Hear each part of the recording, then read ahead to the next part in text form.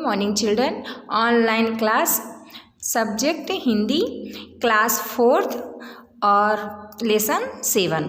आज हम लोग आपके 4 क्लास का हिंदी ग्रामर का पार्ट 7 पढ़ाने जा रहे हैं। तो आपके पार्ट 7 में क्या है? सर्वनाम। तो आज हम अपने पाठ में इस लेसन में क्या पढ़ेंगे? पाठ में सर्वनाम पढ़ेंगे और सर्वनाम का प्रयोग किस तरह किया जाता है ये हम इसमें पढ़ेंगे। तो देखिए, सर्वनाम को इंग्लिश में क्या कहते हैं बच्चों? प्रोनाउन कहते हैं। तो सर्वनाम का अर्थ क्या है?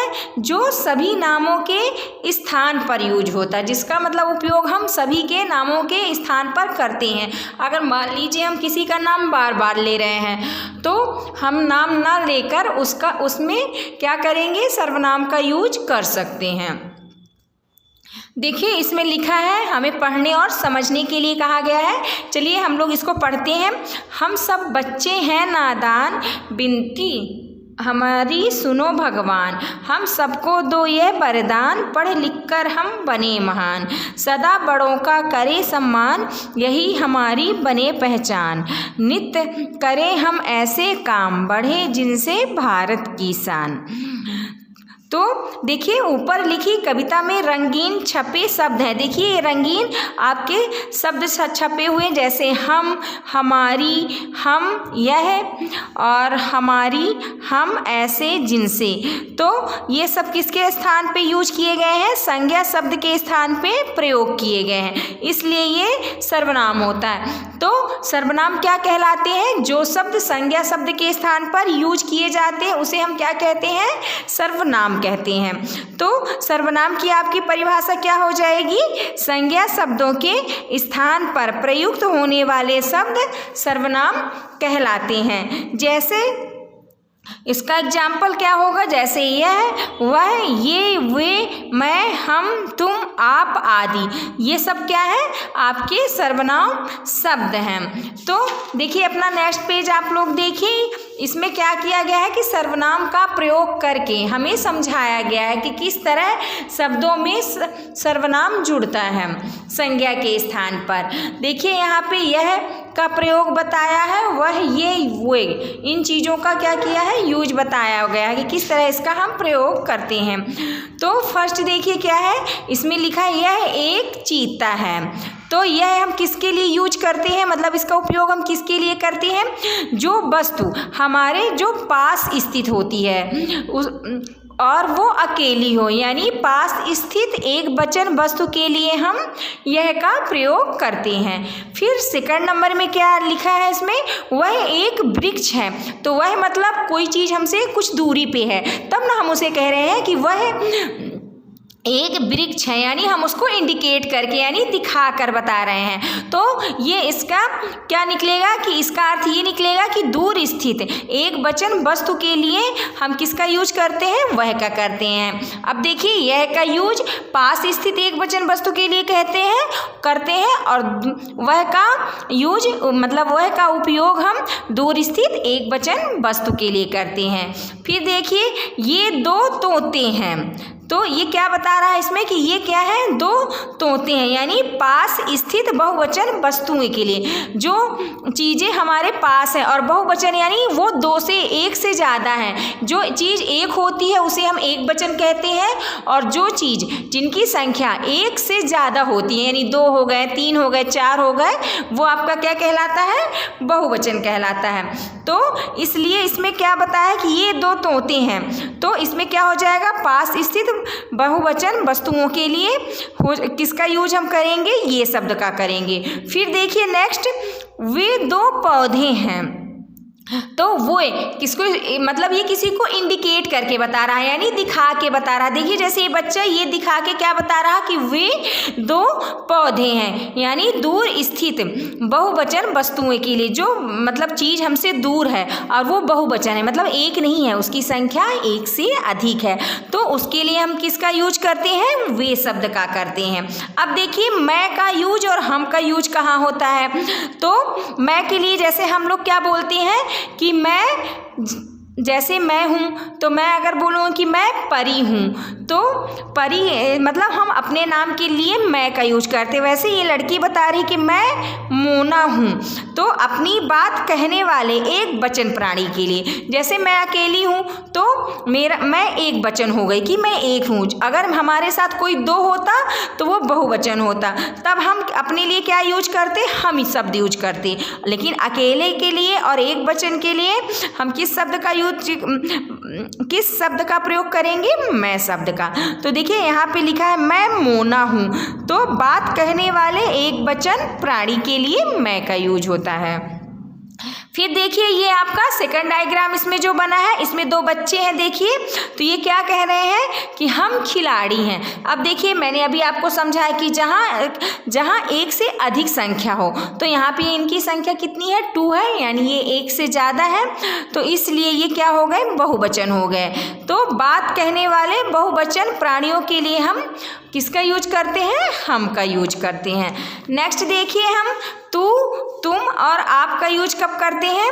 देखिए तुम एक अच्छे लड़के हो, बात सुनने वाले एक वचन प्राणी के लिए। जब हम अपनी बात किसी को सुनाते हैं या हमारी बात कोई सुनता है, तो जो एक वचन प्राणी मतलब जिसकी संख्या सिर्फ एक हो। जैसे ये इनके फादर जो इनके पापा हैं, ये अपने बच्चे को क्या कह रहे हैं, उसको कह रहे हैं कि तुम एक अच्छे लड़के हो।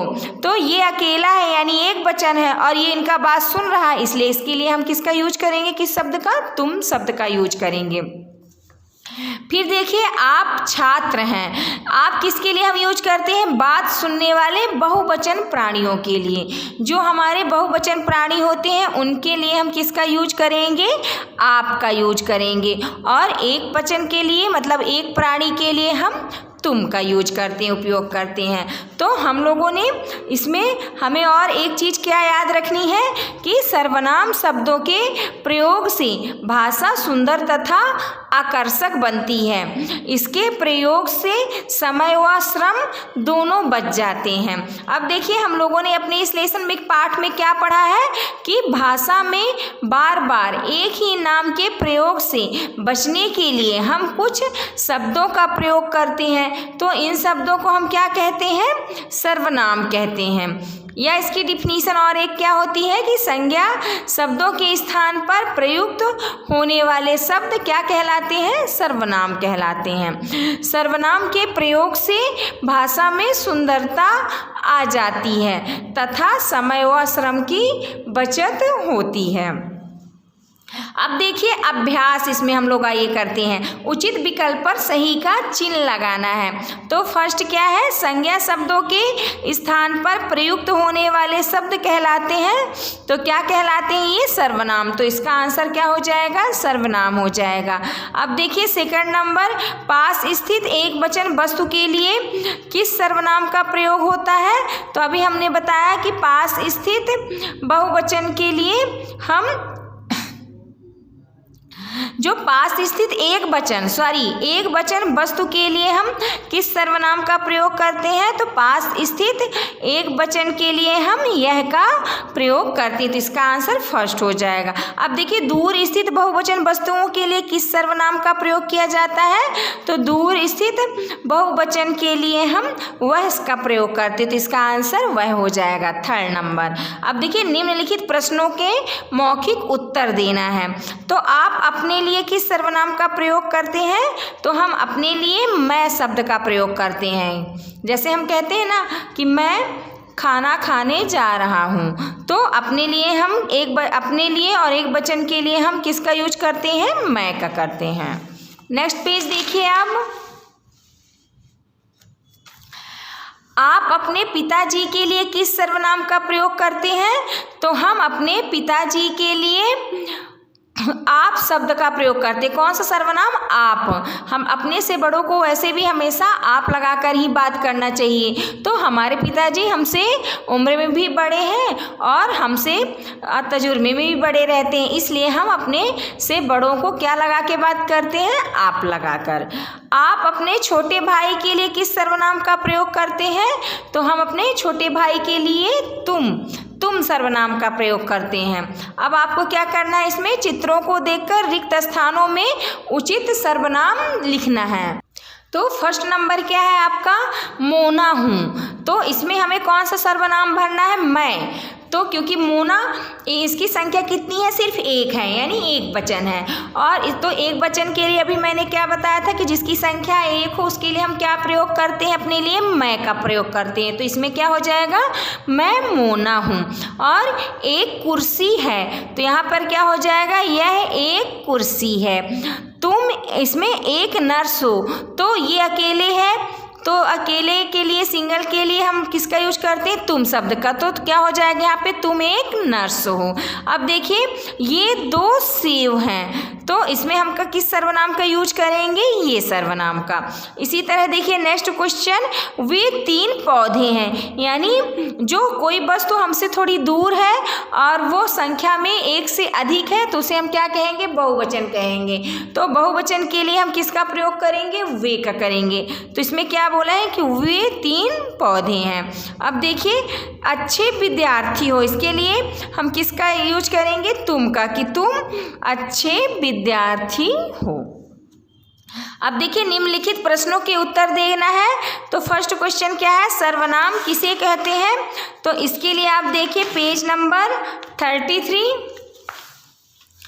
ये देखिए पेज नंबर 33 में इसका आंसर ये हो जाएगा, संज्ञा शब्दों के स्थान पर प्रयुक्त होने वाले शब्द सर्वनाम कहलाते हैं। अब इसका नेक्स्ट क्वेश्चन आइए हम देखते हैं क्या है, कि बात कहने वाले के लिए कौन से सर्वनाम शब्द का प्रयोग होता है, जिससे हम कोई बात कहते हैं उसके लिए कौन सा सर्वनाम शब्द होता है। तो इसमें मैं हो जाएगा आंसर, और हम। फिर नेक्स्ट क्या है कि बात सुनने वाले के लिए कौन से सर्वनाम शब्द का प्रयोग किए जाते हैं। तो इसका आंसर हो जाएगा तुम और आप। अब देखिए ये आप लोगों का होमवर्क है, आप लोगों को क्रियाकलाप प्रोजेक्ट दिया गया है। इसमें क्या करना है, निम्नलिखित नामों को उनके उचित वर्ग में लिखना है। तो देखिए हमने आपकी थोड़ी सी हेल्प इसमें भी कर दी है कि नाम, इसमें देखिए नाम वाले शब्द हमने इसमें लिख दिया है, जैसे पंखा, झोपड़ी, बंदूक, केला, आम, कमल, बच्चा, कानपुर।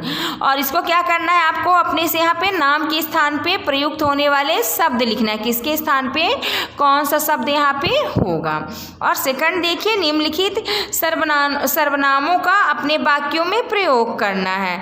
तो जैसे अभी हमने समझाया आपको कि यह एक कुर्सी है, उसी तरह आप भी यहाँ पे कोई भी नाम चेंज करके या कोई और एग्जाम्पल बता सकते हैं। तो ये आपके लिए होमवर्क है, आपका ये पाठ यही खत्म होता है। Thank you.